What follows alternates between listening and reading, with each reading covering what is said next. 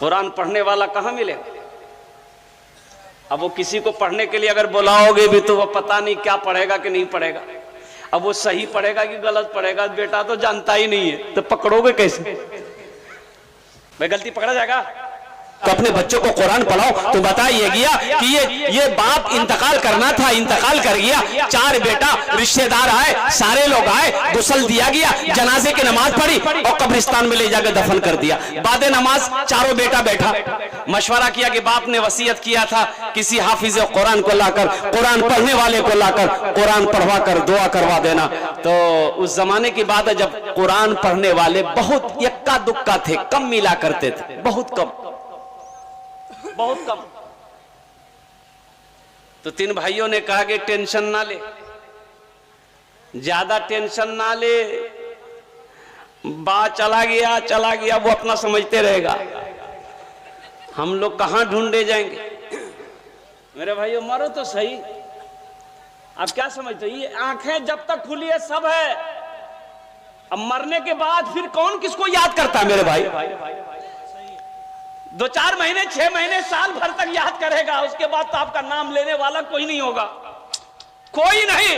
सब अपने अपने काम में मसरूफ है, सब अपनी जिंदगी में मसरूफ है। कौन अब्दुल्ला था, कौन अब्दुल रशीद था, कोई नाम लेने वाला नहीं होगा।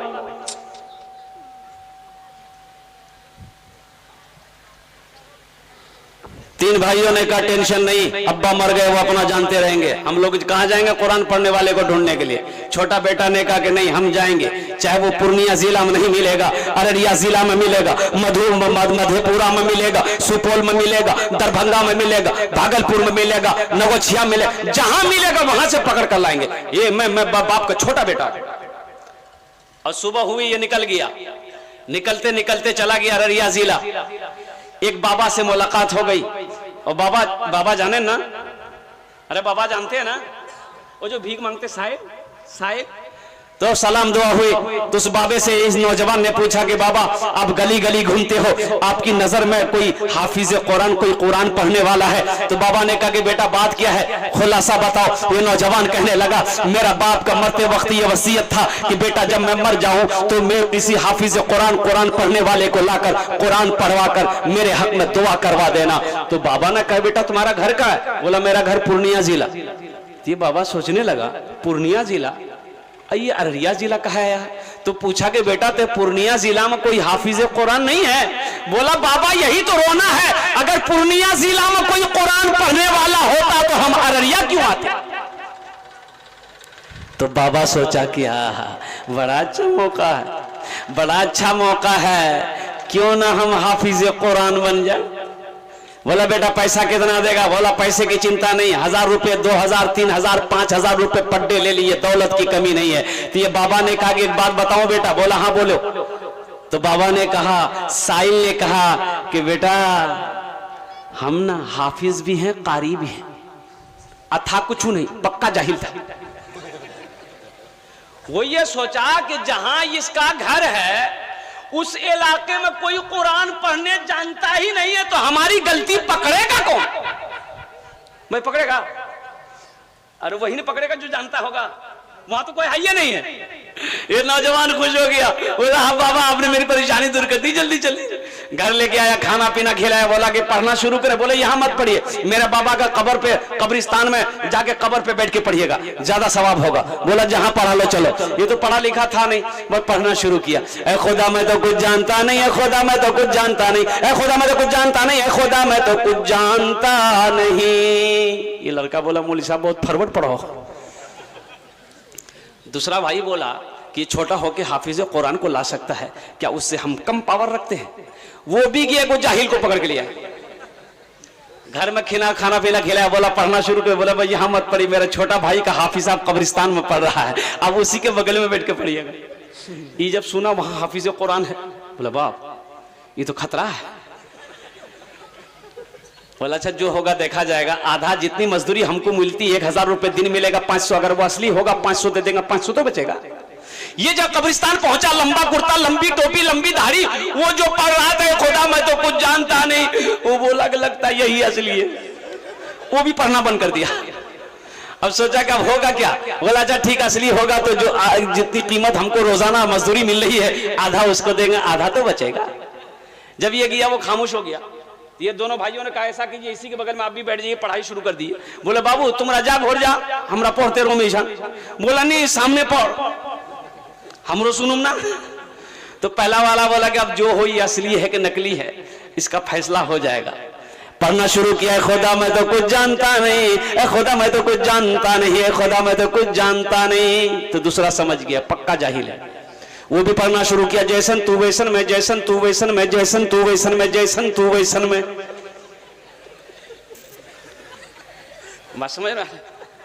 दोनों भाई खुश था, दोनों भाई खुश था कि मौलवी साहब फॉरवर्ड पढ़ो। तीसरा भाई भी तीसरे जाहिल को पकड़ के लिया, बोला कहां पढ़े? बोला चलिए कब्रिस्तान में मेरा दो भाई का हाफिज कुरान पढ़ रहा है, उसी के बगल में बैठ के पढ़िएगा। जब ये कब्रिस्तान पहुंचा देगा, वो दोनों जो पढ़ रहा था किताब बंद कर दी। बोला लगता असली यही है। चौथा भाई चौथा जाहिल को पकड़ के लिया, बोला चारों आदमी चार कोने में बैठिए, दो आदमी पैर पकड़िए, दो आदमी हाथ पकड़िए, मेरे बाबा को डायरेक्ट जन्नत के अंदर में दाखिल कीजिए। लोगों ने कहा, इन भाइयों ने कहा कि हजरत ये बताइए मेरे बाबा को जन्नत पहुंचाने में कितना दिन लगेगा?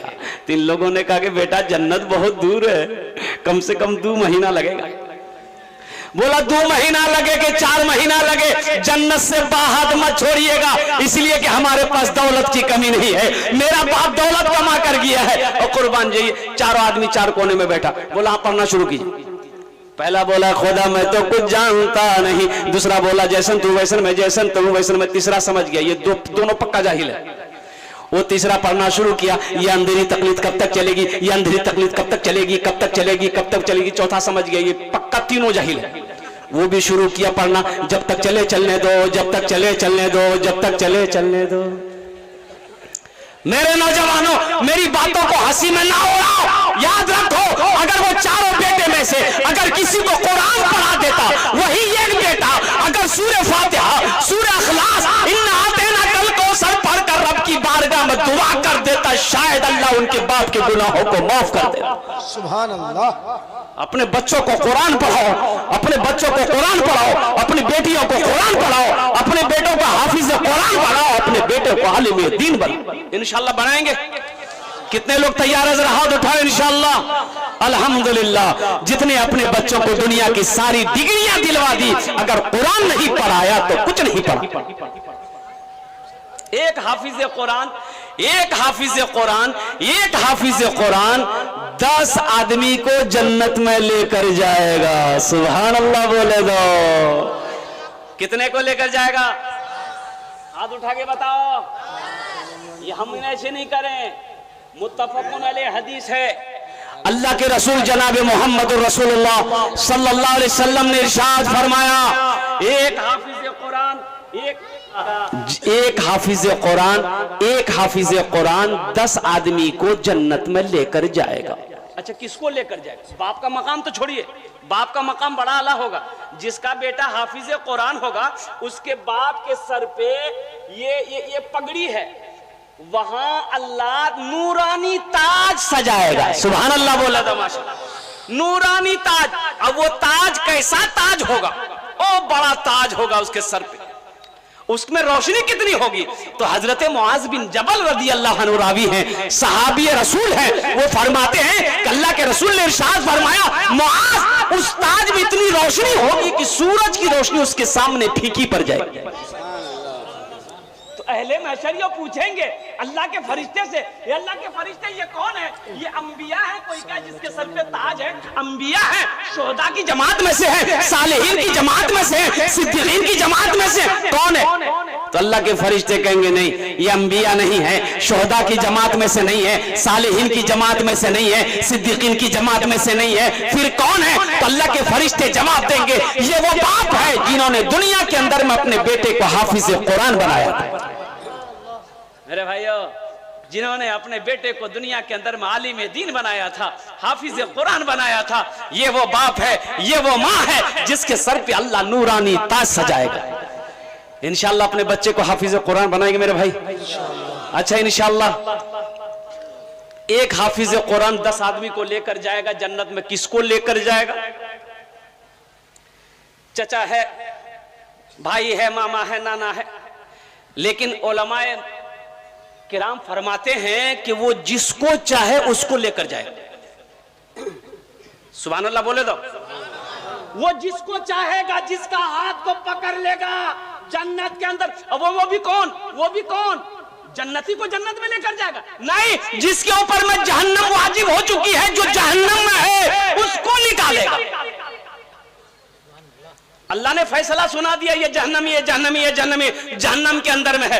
ये हाफिज कुरान को अल्लाह कहेगा जा जन्नत के अंदर में दाखिल हो जा। ये जब जाएगा तो देखा जहन्नमी खड़े हैं, ये रुकेगा तो अल्लाह पूछेगा मेरा क्या बात है? वो तो आलिमुल गैब व शहादा, फिर भी मेरा अल्लाह पूछेगा क्या देख रहा? कहा कि या अल्लाह ये जो आदमी है ना, दुनिया में मैं जब था मेरे पास कपड़ा नहीं था, इन्होंने अपने पैसे से मुझे कपड़ा सिलवा कर पहनाया था। या अल्लाह मैं दुनिया में भूखा था, इन्होंने मुझे खाना खिलाया था। या अल्लाह मैं दुनिया में प्यासा था, इन्होंने मुझे पानी पिलाया था। या अल्लाह मुझे पढ़ने के ताकत नहीं थी, मेरे पास पैसे नहीं थे, दौलत नहीं थी, माल नहीं था, इन्होंने अपने पैसा खर्च करके मुझे पढ़ाया था। तो मेरा अल्लाह कहेगा तू चाहता क्या है? तो हाफिज कुरान कहेगा या अल्लाह मैं ये चाहता हूं कि आज मैं जन्नत में जा रहा हूं, मैं इसे भी ले जाता। तो मेरा अल्लाह कहेगा जा, तू जिसके जिसके हाथों को पकड़ लेगा हम उससे जन्नत के अंदर में दाखिल कर देंगे। सुभान अल्लाह। तो मेरे भाइयों अपने बच्चों को हाफिज कुरान बनाओ, अपने बच्चे को आलिम दीन बनाओ, अपने बच्चों को कुरान पढ़ाओ, अपनी बेटियों को कुरान पढ़ाओ, अपनी बेटियों को हाफिजा बनाओ, आलिमा बनाओ।